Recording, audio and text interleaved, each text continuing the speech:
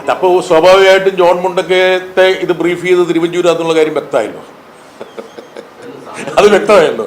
തിരുവഞ്ചൂരിന്റെ ഒരു സ്ക്രിപ്റ്റ് ആയിരിക്കും ജോൺ മുണ്ടക്കയം പറയുന്നത്. വളരെ ഞാൻ പറഞ്ഞല്ലോ, അതായത് റിട്ടയർ ചെയ്ത മാധ്യമപ്രവർത്തകർ പുസ്തകങ്ങൾ ഇറക്കുന്ന ഒരു പതിവുണ്ട്. ഇനി സ്വാഭാവികമായിട്ടും നിങ്ങളെല്ലാവരും ആ പുസ്തകം വാങ്ങില്ലേ എന്തൊക്കെ പറഞ്ഞെന്നറിയാൻ വേണ്ടിയിട്ട്. എനിക്ക് നാട്ടുനടപ്പല്ലേ, അതിന് കുഴപ്പമില്ല, ഞാൻ അതിന് കുറ്റപ്പെടുത്തൊന്നുമില്ല. പക്ഷെ മനോരമയ്ക്ക് ഒരു വലിയൊരു ഗ്രീവൻസ് ഉണ്ടാവും. എന്നാ കാരണം വെച്ചാൽ തങ്ങളുടെ ബ്യൂറോ ചീഫ് ഇത്രയും വിലപ്പെട്ട വിവരങ്ങൾ മനസ്സിൽ സൂക്ഷിച്ചിട്ട് ആ പത്രത്തിൽ ഒരു എക്സ്ക്ലൂസീവായിട്ട് അടിച്ചിട്ടില്ലോ എന്നുള്ളൊരു പരാതി അവർക്കുണ്ടാകും. ഞാൻ പറഞ്ഞല്ലോ, ഞാൻ CPM-ന്റെ പ്രതിനിധിയായിട്ട് പോയതാണ്, മാധ്യമപ്രവർത്തകനായിട്ട് പോയതല്ല എന്ന് പറഞ്ഞല്ലോ. ഞാൻ CPM-ന്റെ ഒരു പ്രവർത്തകനാണ്. ഞാനൊരു മാധ്യമപ്രവർത്തകന്റെ റോളിലല്ല.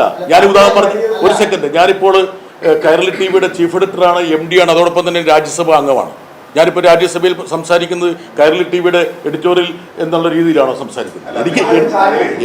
എനിക്ക് മൾട്ടിപ്പിൾ റോൾ ഉണ്ട്.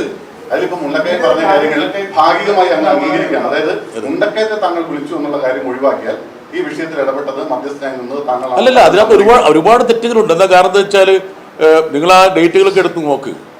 അതായത് എന്താ ക്യാബിനറ്റ് എടുത്ത തീരുമാനമല്ലേ എന്ന് പറഞ്ഞു. ഏത് ക്യാബിനറ്റ് എപ്പോൾ എടുത്തിരിക്കുന്ന തീരുമാനം, എപ്പോഴെടുത്ത തീരുമാനം? കേൾക്ക്, എവിടെ നിങ്ങൾ എടുത്തു നോക്ക്. ജുഡീഷ്യൽ അന്വേഷണത്തിന് ഉമ്മൻചാണ്ടി പല സമരവും പല അവസാനിപ്പിക്കാൻ വേണ്ടി പല തീരുമാനങ്ങളും പറയും.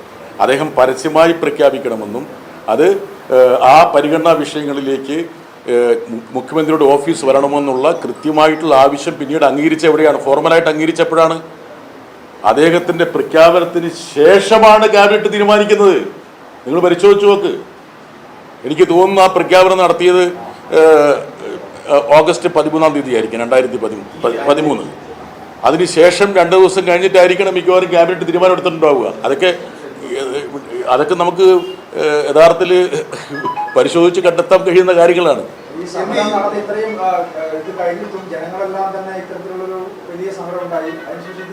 കൃത്യമായ തോതിൽ ഇങ്ങനെ ഒരു ചർച്ച നടത്തി തിരുവനന്തപുരം ഇങ്ങോട്ടേക്ക് ചർച്ചയ്ക്ക് വിളിച്ചു. ഈ കാര്യങ്ങളെല്ലാം ഒരു പബ്ലിക് ഡൊമൈനിലേക്ക് അവതരിപ്പിക്കുക. ആ സമയത്ത് പോലും ഇത് സമരം അവസാനിച്ചില്ല. നമ്മളിപ്പോൾ ഉദാഹരണം പറഞ്ഞാൽ നമ്മളെ എത്രയോ ആൾക്കാർ ബന്ധപ്പെടാറുണ്ട്, പല ആൾക്കാരും ബന്ധപ്പെടാറുണ്ട്. അതിൽ ചില കാര്യങ്ങൾ നമുക്ക് പറയേണ്ടത് പറയാം, പറയേണ്ടാത്തത് പറയില്ല. അതൊക്കെ എങ്ങനെയില്ല. അല്ല, അതല്ല അവിടെ അതിൻ്റെ അകത്ത് ഉദാഹരണം പറഞ്ഞാൽ ഞാൻ അവിടെ ഒരു പത്രസമ്മേളനം വിളിച്ചിട്ട് ഇങ്ങനെ തിരുവഞ്ചൂര് വിളിച്ചു, അല്ലെ തിരുവഞ്ചൂരിനെ കണ്ടു എന്ന് പറയേണ്ട യാതൊരു സാങ്കത്യമില്ല. അതൊക്കെ അവിടെ പാർട്ടി നേതൃത്വം വ്യക്തമായ തീരുമാനമെടുക്കും. ഞാൻ പാർട്ടിക്ക് വിധേയപ്പെട്ട് പ്രവർത്തിക്കുന്നതാണ്.